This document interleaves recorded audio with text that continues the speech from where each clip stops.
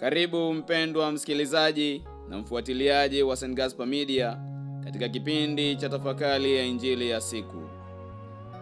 Leo Ijumaa, juma la 19, kipindi cha kawaida, mwaka A, mwaka wa kanisa. Masomo ya leo.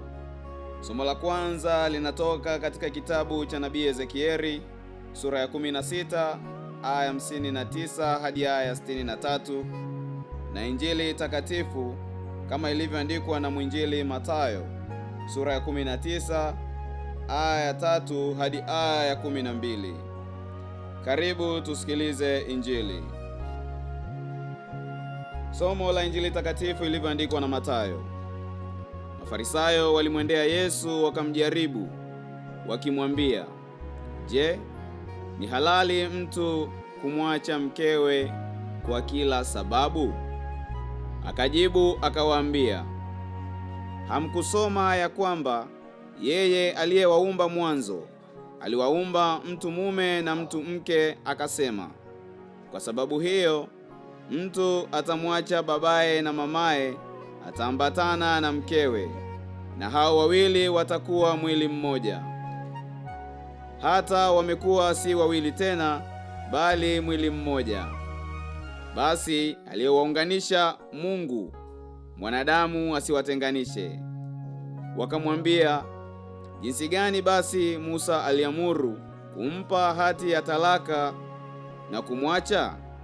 Akawaambia, "Musa kwa sababu ya ugumu wa mioyo yenu aliwapa ruhusa kuwaacha wake zenu, lakini tangu mwanzo haikuwa hivi. Nami nawaambia ninyi, kila mtu atakayemwacha mkewe, isipokuwa ni kwa sababu ya uasherati, akaoa mwingine, azini. Naye amuoaye yule aliyeachwa azini." Wanafunzi wake wakamwambia, "Mambo ya mtu na mkewe yakiwa hivyo, haifai kuoa?" Lakini yeye akawaambia, "Si wote wawezao kulipokea neno hili, ila wale waliojaliwa. Maana wako matowashi waliozaliwa hali hiyo toka matumboni mwa mama zao. Tena wako waliofanywa na watu kuwa matowashi. Tena wako matowashi waliojifanya kuwa matowashi kwa ajili ya ufalme wa mbinguni.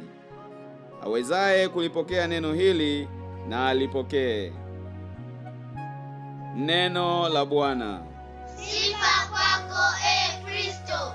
Wapendwa taifa la Mungu, karibuni tutafakari kwa pamoja Injili ya siku hii ya leo. Basi alichokiunganisha Mungu mwanadamu asikitenganishe, ni maneno tunayoyapata katika Injili ya Mathayo sura ya 19 aya 3 hadi ya 12. Ndugu wapendwa, Injili ya leo inaonyesha mazungumzo kati ya Yesu na Mafarisayo kuhusu ndoa na talaka. Mafarisayo wanamuuliza Yesu, "Je, ni halali mtu kumwacha mkewe kwa sababu yeyote?" Kwa mtazamo wa kwanza, swali hili linaonekana kuwa la kisheria tu. Lakini Yesu analichukua swali hilo na kulipeleka kwenye msingi wa ndani zaidi, katika mpango wa Mungu tangu mwanzo. Yesu anawauliza, "Hamkusoma ya kwamba yeye aliyewaumba tangu mwanzo aliwaumba mtu mume na mtu mke?" Hapa neno tangu mwanzo ni muhimu sana, kwa sababu katika lugha ya Kigiriki linaitwa arche. Linamaanisha mwanzo au asili ya jambo. Yesu anaturudisha kwenye uumbaji ili kutukumbusha kwamba ndoa haikuanza kama wazo la mwanadamu, bali ina msingi katika mpango wa Mungu. Mungu alipowaumba mwanamume na mwanamke, hakuwakusudia waishi kama wawili wanaojitegemea kabisa, bali aliwaumba kwa ajili ya umoja na ushirikiano. Ndiyo maana Yesu anaendelea kusema, "Kwa sababu hiyo mtu atamwacha baba yake na mama yake, ataambatana na mkewe, nao wawili watakuwa mwili mmoja." Maneno mwili mmoja katika lugha ya Kigiriki linatamkika kama sarx, yaani maana kubwa kuliko kuishi pamoja au kuwa na uhusiano wa kimwili. yanaonyesha umoja wa kina wa maisha ya umoja wa moyo, mwili, malengo, wajibu wa maisha ya kila siku. Hivyo, ndoa katika mtazamo wa Yesu si makubaliano ya muda mfupi yanayoweza kuvunjwa mara tu matatizo yanapotokea. Ni mwito wa watu wawili kujitoa kwa uaminifu na kujenga maisha pamoja. Ndipo tunapopata ile sentensi inayosema, basi alichokiunganisha Mungu mwanadamu asikitenganishe. Kwa hiyo uaminifu wa mtu kwa mwenzi wake unakuwa pia sehemu ya uaminifu wake kwa Mungu.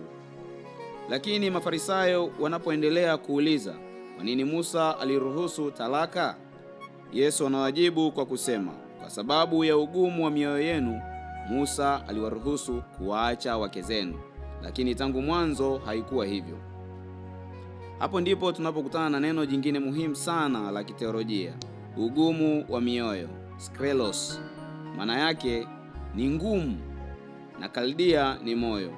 Kwa hiyo sklerokaldia ni hali ya moyo kuwa mgumu, yaani kutokuwa tayari kusamehe, kusikiliza, kubadilika au kumpenda mwingine kwa uaminifu. Kwa hiyo Yesu anatufundisha kwamba tatizo kubwa katika mahusiano mara nyingi si sheria, bali moyo wa mwanadamu. Moyo unapokuwa mgumu, mtu anaweza kuacha kusamehe, anaweza kuacha kuvumilia, anaweza kuanza kumuona mwingine kama adui badala ya mtu anayestahili heshima na upendo. Na jambo hili halihusu ndoa peke yake. Inaweza kutokea katika familia, urafiki, jumuiya, kanisa na hata katika mahusiano yetu ya kila siku. Tunaposhindwa kusamehe, tunaposhikilia chuki, tunapokataa kusikiliza wengine, tunaanza kujenga ukuta kati yetu na wengine. Kwa hiyo injili hii inatualika kila mmoja kujiuliza, moyo wangu ukoje? Je, umejaa upendo au umeanza kuwa mgumu? Yesu anatualika turudi kwenye mpango wa Mungu. Moyo unaweza kupenda, kusamehe, kujitoa. Upendo wa kweli si hisia tu, ni uamuzi wa kuwa mwaminifu na kujitoa kwa ajili ya wengine, hata pale ambapo kufanya hivyo kunahitaji uvumilivu na sadaka.